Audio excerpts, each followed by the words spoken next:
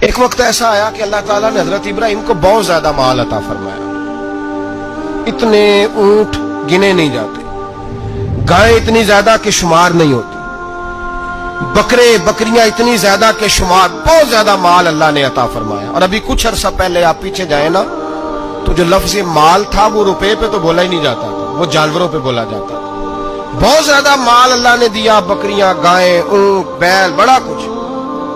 تو رب کریم نے فرشتوں سے فرمایا کہ واتخذ اللہ ابراہیم خلیلا، ابراہیم میرا دوست ہے.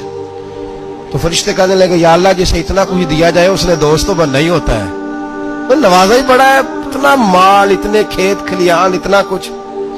اللہ کریم نے فرمایا جاؤ آزمائش کر لو، امتحان لے لو. فرشتہ امتحان لینے پہنچ گیا. حضرت ابراہیم کے جانور چر رہے ہیں چراگاہ میں، حضرت ابراہیم بھی ہیں، غلام بھی ہیں، بہت بڑا ریوڑ ہے. آپ تشریف فرمائے. ایک فرشتہ آیا تو کھیت میں چھپ کے بیٹھ گیا اور بلند آواز سے کہنے لگے سبحان اللہ والحمدللہ ولا الہ الا اللہ واللہ اکبر. اب وہ حضرت سیدنا ابراہیم علیہ السلام کھڑے تھے تو وہ کھیت میں بیٹھ کے تسبیح پڑھنے لگا سبحان اللہ والحمدللہ ولا الہ الا اللہ. حضرت ابراہیم کہنے لگے یہ میرے رب کا نام کون لے رہا ہے؟ بڑی اس کی میٹھی آواز ہے، بڑی، کون ہے؟ ڈھونڈنے لگے، گھومتے گھومتے اس کے پاس چلے گئے. فرشتہ انسانی شکل میں، تو میرے رب کا ذکر کر رہا تھا؟ اس نے کہا میں ہی کر رہا تھا. فرمانے لگے یار ایک دفعہ پھر نہیں کرتا؟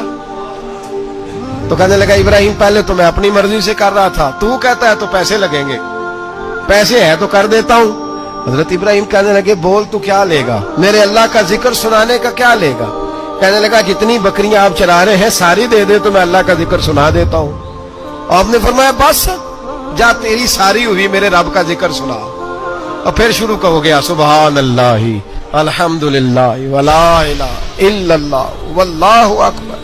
حضرت ابراہیم علیہ السلام کیف میں یار پھر ذرا سنا، نا علما وچ پھسا سانو تو یار دی گل سنا سانو، ذرا دوبارہ سنا. میں پھر سنایا، ایک دفعہ پھر کہا. اور اس طرح کہنے لگا بس جی آپ کے پیسے پورے ہو گئے. حضرت ابراہیم کہنے لگے چل ایک دفعہ اور سناؤ.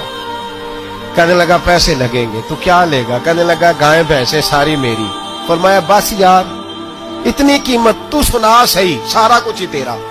پھر شروع ہو گیا سبحان اللہ والحمدللہ ولا الہ الا اللہ واللہ اکبر. گائیں دے دی، بھینسیں دے دی، وہ ذکر سناتا ہے. حضرت ابراہیم کبھی مچلتے ہیں، کبھی روتے ہیں، کبھی آہیں بھرتے ہیں. تو میرے رب کا نام لے رہا ہے، ذرا پھر سے لے. کیف جاری ہے. کہنے لگا بس بھائی. حضرت ابراہیم فرمانے لگے تو اور لے لے جو لینا ہے، مجھے ذکر سنا. اس نے کہا ابراہیم بکریاں میں لے چکا، گائے بھینسیں میں لے چکا، اونٹ رہ گئے، سارے لے لوں گا پھر ذکر سناؤں گا.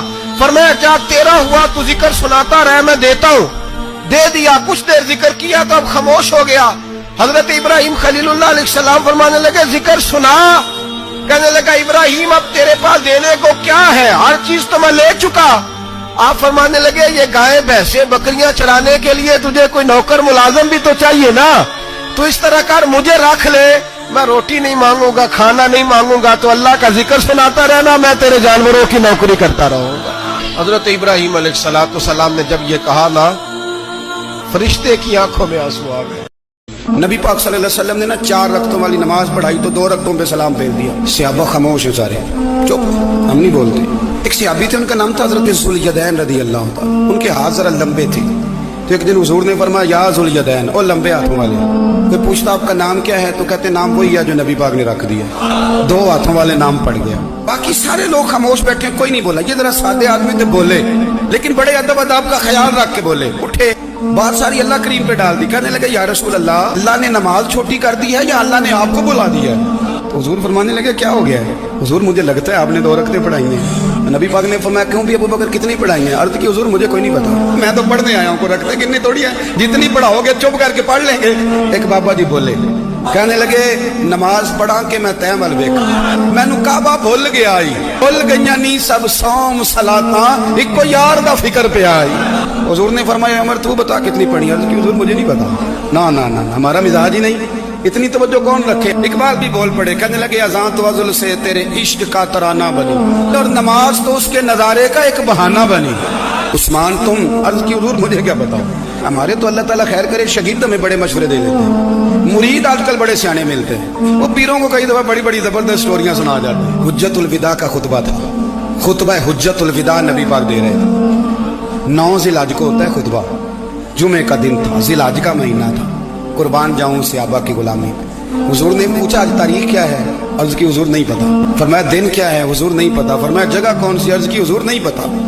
इमाम जुरकानी कहते हैं किसी ने पूछा हजरत अनस बिन मालिक को तुम्हें नहीं पता था? फरमाया पता था। कहा बताया क्यों नहीं? फरमाया हमें क्या जरूरत है बताने की, महीना ज़िलहज का था, अगर हुजूर कह देते मुहर्रम है तो हमने मुहर्रम ही कर लेना था।